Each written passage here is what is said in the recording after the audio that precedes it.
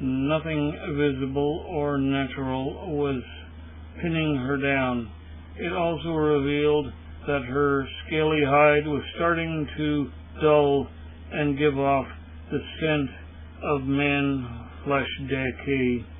With time, only the skeleton of a 3 centuries dead human would lay at the bottom of the river. She had a choice, she knew: consume of supernatural flesh, such as herself, or return to the world of the resting dead. So she collected her wits and re-examined herself and her environment. At first it all looked natural, both in herself and the other denizens of the deep. Then she heard the beat of the same kind of pulsing drum beat she had first heard on the platform in the ruined temple. The chants of the snake ladies had carried that particular vibration rhythm, a vibration she felt running from her own body and from some of the beasts nosing about near her. Not all the fishes in the river were ordinary fishes, she realized. They were supernatural as well, waiting for her to die so that they could feast on her supernatural snake flesh remains. Bernadetta feigned death, lay unmoving and cold, stretched out along the river bottom, as the daughter of the moon snake expected. The other supernatural beings cautiously approached the waiting meal. She resisted the urge to lash out too soon, and when one supernatural fish from a troop of them brushed against her distant side, she held off until she felt its bump much closer to her head. Then she lashed out with her coils and feasted on 3 of the undead fish she had caught in her coils. That seemed to cause her hunger and supernatural aches and pains to end. More importantly, that meal unpinned her unseen weight that had held her down. She continued her voyage, but made sure to hunt for supernaturals along the way. And so 2 weeks later she came upon the coastal part where the river met the ocean, which is where her part in Upper Canada's space exploration program begins.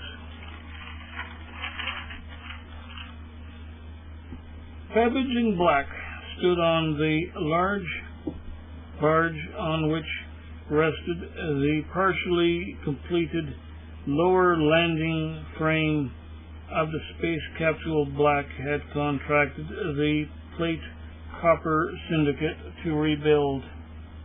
After the misdirected landing of the spaceship Black Velvet at the end of her 6-month voyage at the end of 1864, the upper portion of the hull had lain in a nearby swamp for a year, while the governments of Upper and Upper Canada and Argentina had negotiated terms of release of the component of the wayward Upper Canadian spaceship Black Velvet.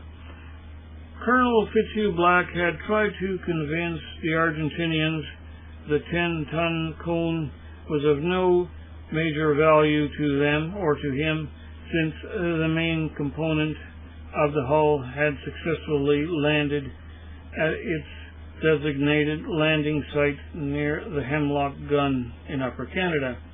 The Argentinians, however, were not fooled, realizing the portion that had parachuted down in their backyard, although sealed from prying, inquisitive eyes, was not silent, but contained something that still hissed, whirred, and clicked within its shell.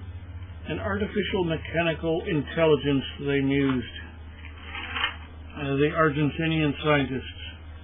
When Charlie Babbage, who was rumored to have built an operational mechanical experimental sextant in 1852, showed up near the secured zone under a false name, the Argentinians had known for certain they'd have in their possession a very valuable commodity indeed, an artificial intelligence, and the data she had recorded along the space voyage.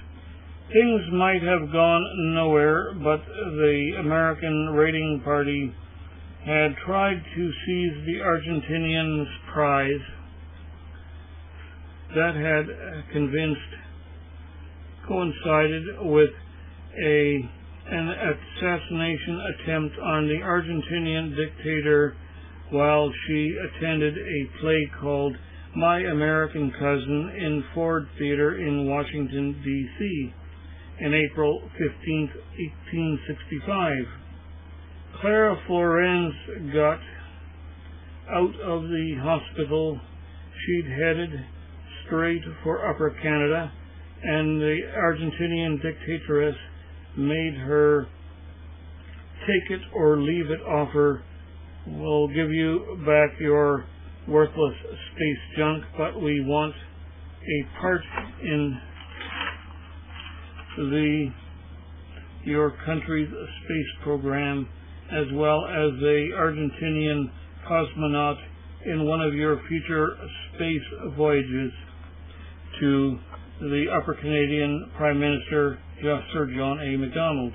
And so it came to be that the Argentinian dictatoress and the Canadian Prime Minister had signed an agreement that led to the Plate Copper Syndicate was contracted to work on a less technically important part of the spaceship, the emergency landing gear that fell away after a successful launch from the space cannon, but which served as a landing platform in case the launch